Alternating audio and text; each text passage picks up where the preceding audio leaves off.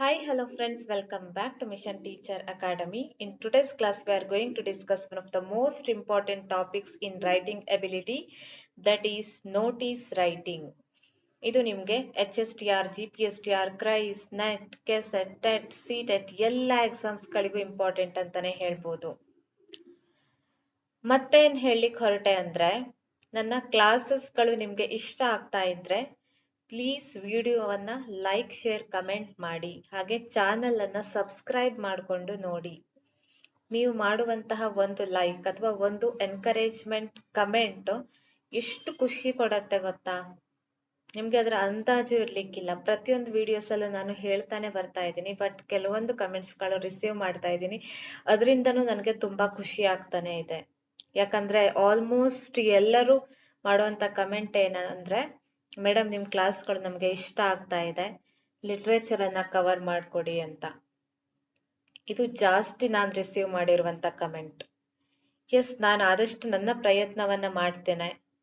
ಯಾಕಂದ್ರೆ ನಾನು ಸಹ ಪ್ರಿಪೇರ್ ಆಗ್ತಾ ಇರೋದ್ರಿಂದ ಆದಷ್ಟು ನಾನು ನಿಮ್ಗೆ ಲಿಟ್ರೇಚರ್ ಅನ್ನ ಕವರ್ ಮಾಡ್ಕೊಡ್ಲಿಕ್ಕೆ ಟ್ರೈ ಮಾಡ್ತೇನೆ. ಯಾಕಂದ್ರೆ ನಾನು ಪ್ರಿಪೇರ್ ಆಗ್ಬೇಕು. ಈ ವಿಡಿಯೋವನ್ನ ಮಾಡ್ಬೇಕು ಅಂದ್ರೆ ಫಸ್ಟ್ ಟೈಪ್ ಮಾಡ್ಕೊಳ್ಬೇಕು, ಮತ್ತೆ ಈ ನೋಟ್ಸ್ ಅನ್ನ ಯಾವ್ದು ಇಂಪಾರ್ಟೆಂಟು ಯಾವ್ದು ಅನ್ಇಂಪಾರ್ಟೆಂಟು ಅದನ್ನ ಫಿಲ್ಟರ್ ಮಾಡಿ ಟೈಪ್ ಮಾಡ್ಬೇಕು. It's a long process. ಅದಕ್ಕೋಸ್ಕರ ಹೇಳ್ತಾ ಇರೋದು, ಇಂತಹ ಗಡಿಬಿಡಿಯಲ್ಲೂ ಸಹ ನಾನು ಟೈಪ್ ಮಾಡಿ ಅದನ್ನ ಎಕ್ಸ್ಪ್ಲೇನ್ ಮಾಡುವಂತಹ ಪ್ರಯತ್ನವನ್ನ ಮಾಡ್ತಾ ಇದ್ದೇನೆ. ಈ ಪ್ರಯತ್ನಕ್ಕೆ, ನನ್ನ ಎಫರ್ಟಿಗಾದ್ರೂ ಒಂದು ಲೈಕ್ ಅಥವಾ ಒಂದು ಕಮೆಂಟ್ ಮಾಡ್ಬೇಕು ಅಂತ ಅನ್ಸಲ್ವಾ ನಿಮ್ಗೆ? ಇವತ್ತಿಂದಾದ್ರೂ ಪ್ಲೀಸ್ ನಾನು ಹೇಳ್ತಾ ಇರೋದನ್ನ ಫಾಲೋ ಮಾಡ್ತಾ ಹೋಗಿ. Anyhow, let's start the class. Okay, notice writing, ಇದರ ಮೀನಿಂಗ್ ಅನ್ನ ನೋಡ್ಕೊಂಡು ಬರೋಣ. A notice is a short formal written announcement that gives information about an event, activity, meeting, competition, or important matter. Notice ಅಂದ್ರೆ ಒಂದು ಸಂಕ್ಷಿಪ್ತ ಹಾಗೂ ಔಪಚಾರಿಕ ಫಾರ್ಮಲ್ ಲಿಖಿತ ಪ್ರಕಟಣೆಯಾಗಿರುತ್ತೆ. ಲಿಖಿತವಾಗಿ ಬರ್ದಿರುವಂತದ್ದು. ಯಾವುದೇ ಕಾರ್ಯಕ್ರಮ ಇರ್ಬೋದು, ಚಟುವಟಿಕೆಗಳಿರ್ಬೋದು, ಸಭೆ, ಸ್ಪರ್ಧೆ ಅಥವಾ ಯಾವುದೋ ಒಂದು ಇಂಪಾರ್ಟೆಂಟ್ ವಿಷಯದ ಬಗ್ಗೆ ಜನರಿಗೋ ಅಥವಾ ಸ್ಟೂಡೆಂಟ್ಸಿಗೋ ಅದರ ಅಗತ್ಯವಾದಂತಹ ಮಾಹಿತಿಯನ್ನ ತಿಳಿಸ್ಲಿಕ್ಕೆ ಈ ನೋಟಿಸ್ ಅನ್ನ ಬರೆಯಲಾಗತ್ತೆ. ಫಾರ್ ಎಕ್ಸಾಂಪಲ್ ನೋಡೋದಾದ್ರೆ, ಶಾಲೆಯಲ್ಲೇನೋ ಆನ್ಯುವಲ್ ಸ್ಪೋರ್ಟ್ಸ್ ಇದೆ, ಅಥವಾ ಆನ್ಯುವಲ್ ಗ್ಯಾದರಿಂಗ್ ಇದೆ, ಪೇರೆಂಟ್ಸ್ ಮೀಟಿಂಗ್ ಇದೆ, ಆಗಸ್ಟ್ 15 ಇಂಡಿಪೆಂಡೆನ್ಸ್ ಡೇಯ ಸೆಲೆಬ್ರೇಷನ್ ಇದೆ. ಇವನ್ನ ವಿದ್ಯಾರ್ಥಿಗಳಿಗೆ ಅಥವಾ ಉಳಿದ ಸ್ಟಾಫ್ ಮೆಂಬರ್ಸ್ಗೆ ತಿಳಿಸ್ಬೇಕು. ಇಷ್ಟು ಗಂಟೆಗೆ ನೀವು ಹಾಜರಿರ್ಬೇಕು ಅಥವಾ ಯೂನಿಫಾರ್ಮ್ ನಲ್ಲೇ ನೀವು ಬರ್ಬೇಕು. ಈ ತರ ಇನ್ಫಾರ್ಮೇಶನ್ ಅನ್ನ ನೀಡ್ಲಿಕ್ಕೆ ನೋಟಿಸ್ ಅನ್ನ ಬರೀತಾರೆ. ಕ್ಯಾರೆಕ್ಟರಿಸ್ಟಿಕ್ಸ್ ಆಫ್ ನೋಟಿಸ್ ರೈಟಿಂಗ್ ನೋಡೋದಾದ್ರೆ, first one, short and precise. ಈ ನೋಟಿಸು ಸಂಕ್ಷಿಪ್ತವಾಗಿರತ್ತೆ ಮತ್ತೆ ನಿಖರವಾಗಿರತ್ತೆ. ನೋಟಿಸ್ ಅನ್ನ ತುಂಬಾ ಉದ್ದ ಕೆಸೆ ಬರ್ದಾಗ ಬರೆಯೋದಲ್ಲ, ಅದು ಚಿಕ್ಕದಾಗಿರ್ಬೇಕು ಮತ್ತೆ ಅಗತ್ಯವಾದ ಮಾಹಿತಿಯನ್ನ ಮಾತ್ರ ಒಳಗೊಂಡಿರ್ಬೇಕು. ಅನಗತ್ಯವಾಗಿ ಎಲ್ಲ ಬರ್ದು ತುಂಬಿಸಿಡೋದು ನೋಟಿಸ್ ಆಗೋದಿಲ್ಲ. ನೋಡಿ, ಯಾವುದೋ ಒಂದು ಕ್ವಿಜ್ ಕಾಂಪಿಟೇಷನ್ ಅನ್ನ ನೀವು ಆರ್ಗನೈಸ್ ಮಾಡ್ತಾ ಇದ್ದೀರಾ ಅಂದ್ರೆ ನೋಟಿಸ್ ಅಲ್ಲಿ ಇಂಪಾರ್ಟೆಂಟ್ ಆಗಿ ಏನಿರ್ಬೇಕು? Quiz competition will be held on 10th September at 10 AM. ಇದು ಇಂಪಾರ್ಟೆಂಟ್ ಇರ್ಲೇಬೇಕಾಗಿತ್ತು.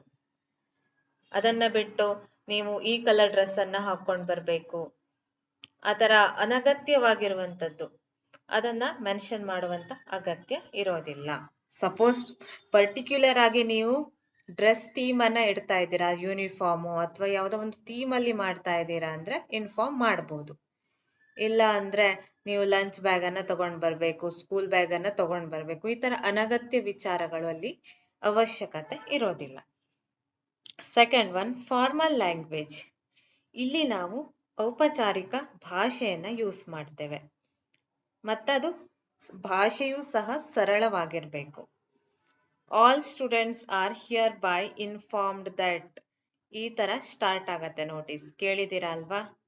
ಅದನ್ನ ಬಿಟ್ಟು hey guys we are having a competition ಈ ತರ ಹೇಳ್ತಾರಾ? ಇದೇನಾಯ್ತು?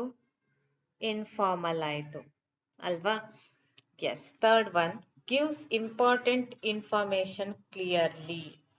ಇದು ಮುಖ್ಯ ಮಾಹಿತಿಯನ್ನ ಸ್ಪಷ್ಟವಾಗಿ ನೀಡತ್ತೆ. ನೋಟಿಸ್ ಓದ್ ತಕ್ಷಣ ನಿಮ್ಗೆ ಗೊತ್ತಾಗ್ಬೇಕು ಅದ್ರಲ್ಲಿ ಏನಿದೆ, ಯಾವಾಗ ಆಗತ್ತೆ, ಎಲ್ಲಾಗತ್ತೆ, ಯಾರಿಗಾಗಿ ನೋಟಿಸ್ ಇದೆ ಅನ್ನೋದು ತಕ್ಷಣ ನಿಮ್ಗೆ ತಿಳಿಬೇಕು. ಸಪೋಸ್ ಈಗ ಏನೋ ಒಂದು ಕಾಂಪಿಟೇಷನ್ ಇದೆ, ಸ್ಪೋರ್ಟ್ಸ್ ಡೇ ಇದೆ ಅಂತ ಇಟ್ಕೊಳ್ಳಿ. ವಾಟ್ ಅಂತ ನಿಮ್ಗೆ ಕ್ವಶನ್ ಬಂದಾಗ ಸ್ಪೋರ್ಟ್ಸ್ ಡೇ ಅಂತ ನಿಮ್ ತಲೆಯಲ್ಲಿ ಬರುತ್ತೆ. When? 5th September 9 AM. Where? ಎಲ್ಲಿ ನಡೀತಾ ಇದೆ? ಸ್ಕೂಲ್ ಗ್ರೌಂಡ್ ಅಲ್ಲಿ ನಡೀತಾ ಇದೆ. ಹೂ? ಯಾರಿಗ್ ತಿಳಿಸ್ಬೇಕು ಅದನ್ನ? ಆಲ್ ಸ್ಟೂಡೆಂಟ್ಸ್ ಅಲ್ಲಿ ಏನಿರ್ಬೇಕು? ಅಸೆಂಬಲ್ ಆಗಿರ್ಬೇಕು. Fourth one, attractive heading. ಈ ಟೈಟಲ್ ಅಥವಾ ಶೀರ್ಷಿಕೆ ಅಂತ ಹೇಳ್ತೇವಲ್ಲ ಅದು ಆಕರ್ಷಕವಾಗಿರ್ಬೇಕು.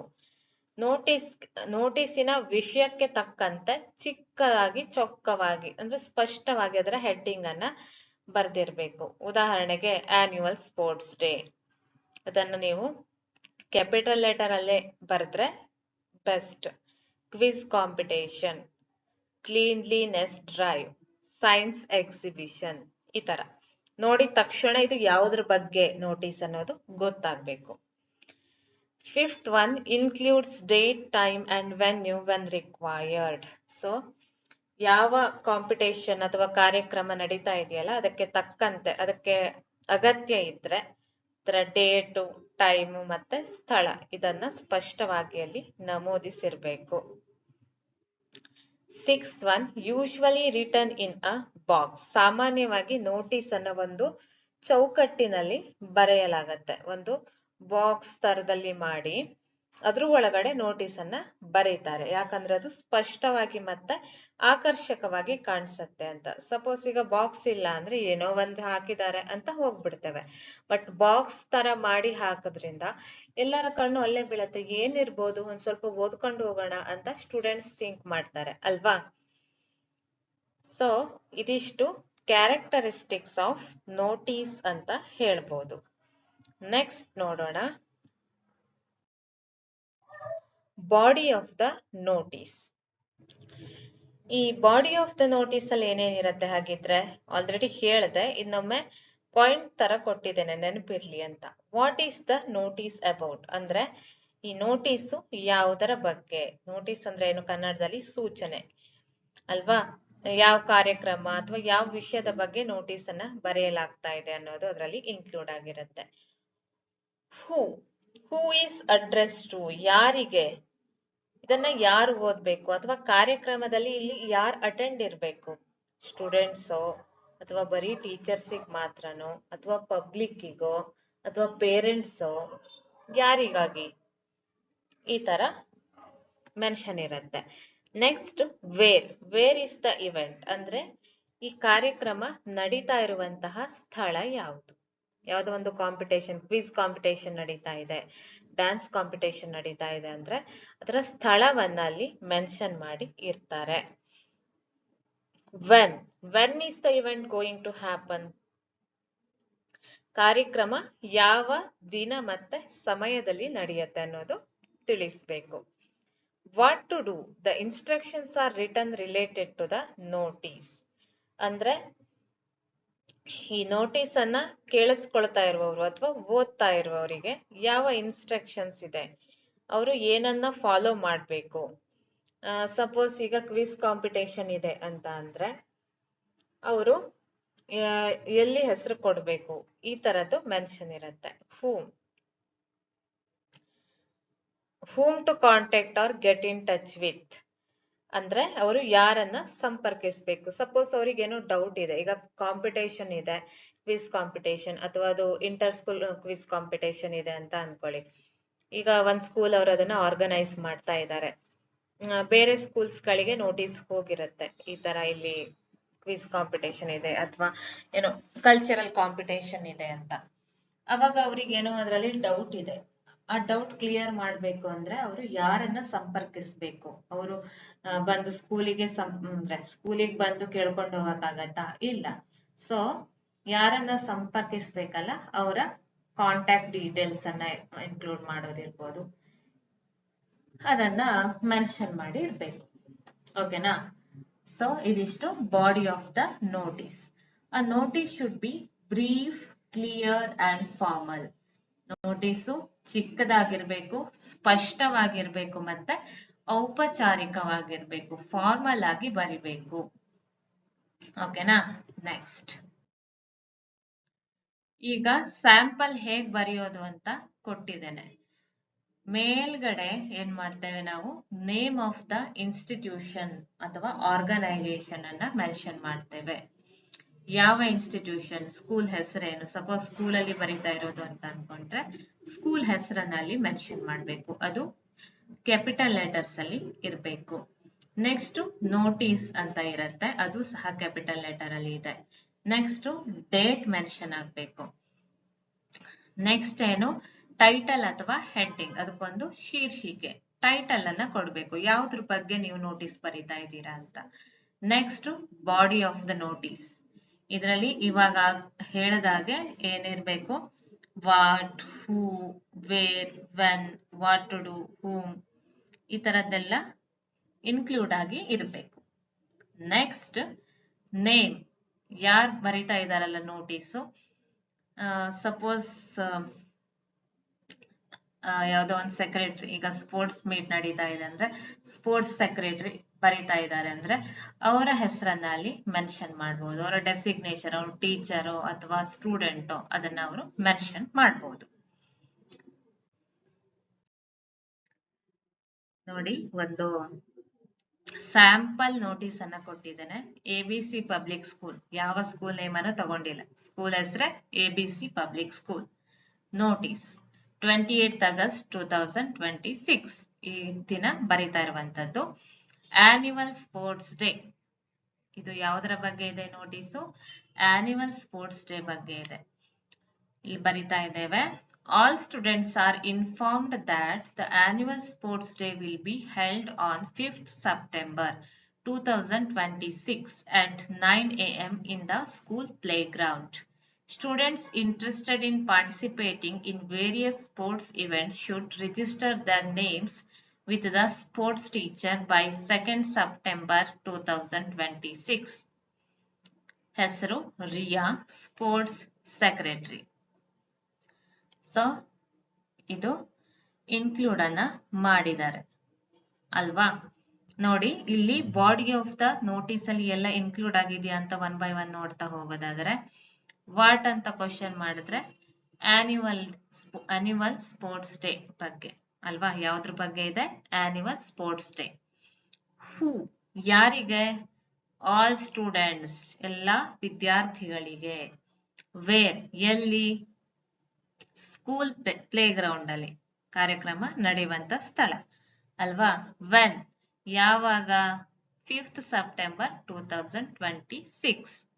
ಟೈಮ್ ಸಹ ಮೆನ್ಷನ್ ಮಾಡಿದ್ದೇವೆ, morning 9 o'clock. What to do, ಏನ್ ಮಾಡ್ಬೇಕು? ಹಾಗಿದ್ರೆ ನೀವೇನಾದ್ರೂ ಯಾವ್ದಾದ್ರು ಸ್ಪೋರ್ಟ್ಸ್ ಇವೆಂಟ್ಸ್ ಅಲ್ಲಿ ಪಾರ್ಟಿಸಿಪೇಟ್ ಮಾಡ್ಲಿಕ್ಕೆ ಇಂಟ್ರೆಸ್ಟೆಡ್ ಇದ್ದೀರಾ ಅಂತ ಅಂದ್ರೆ ನೀವು ಏನ್ ಮಾಡ್ಬೇಕು? ನಿಮ್ಮ ಹೆಸರನ್ನ ರಿಜಿಸ್ಟರ್ ಮಾಡ್ಕೊಳ್ಬೇಕು. ಹೂಮ್, ಯಾರನ್ನ ಸಂಪರ್ಕಿಸ್ಬೇಕು? ಹಾಗಿದ್ರೆ ಸ್ಪೋರ್ಟ್ಸ್ ಟೀಚರ್ ಅವರನ್ನ ಸಂಪರ್ಕಿಸ್ಬೇಕು. 2nd September 2026 ಒಳಗಡೆ ನಿಮ್ಮ ನೇಮು ರಿಜಿಸ್ಟರ್ ಆಗಿರ್ಬೇಕು. So body of the notice ಅಲ್ಲಿ ಎಲ್ಲವೂ ಇನ್ಕ್ಲೂಡ್ ಆಗಿದೆ. ನಾನೀಗ ಹೇಳಿದ ಪಾಯಿಂಟ್ಸ್ ಎಲ್ಲ ಅಲ್ಲಿ ಇನ್ಕ್ಲೂಡ್ ಆಗಿದೆ ಅಲ್ವಾ? ಸೊ ರಿಯಾ, ಸ್ಪೋರ್ಟ್ಸ್ ಸೆಕ್ರೆಟರಿ. ಯಾರು ಬರ್ದಿರುವಂತದ್ದು? ರಿಯಾ. ಅವಳು ಯಾರು? ಅವಳ ಡೆಸಿಗ್ನೇಷನ್ ಏನು? ಸ್ಪೋರ್ಟ್ಸ್ ಸೆಕ್ರೆಟರಿ ಅವಳು. ಓಕೆನಾ? ಸೊ ನಿಮ್ಗೆ ಇದು ಅರ್ಥ ಆಗಿದೆ ಅಂತ ಅನ್ಕೊಳ್ತೇನೆ. ಈ ಕ್ಲಾಸ್ ನಿಮ್ಗೆ ಇಷ್ಟ ಆಗಿದ್ರೆ ಅಥವಾ ಅರ್ಥ ಆಗಿದ್ರೆ ದಯವಿಟ್ಟು ಲೈಕ್, ಶೇರ್, ಕಮೆಂಟ್ ಮಾಡಿ. ಯಾರೆಲ್ಲ ಇಂಗ್ಲಿಷ್ ಆಸ್ಪಿರೆಂಟ್ಸ್ ಇದ್ದಾರೋ ಅವರಿಗೂ ಸಹ ಈ ವಿಡಿಯೋವನ್ನ ಶೇರ್ ಮಾಡಿ. ಮುಂದಿನ ವಿಡಿಯೋ ಜೊತೆ ಮತ್ತೆ ಸಿಗ್ತಾನೆ. ಅಲ್ಲಿಯವರೆಗೂ ಟಾಟಾ ಬಾಯ್ ಬಾಯ್.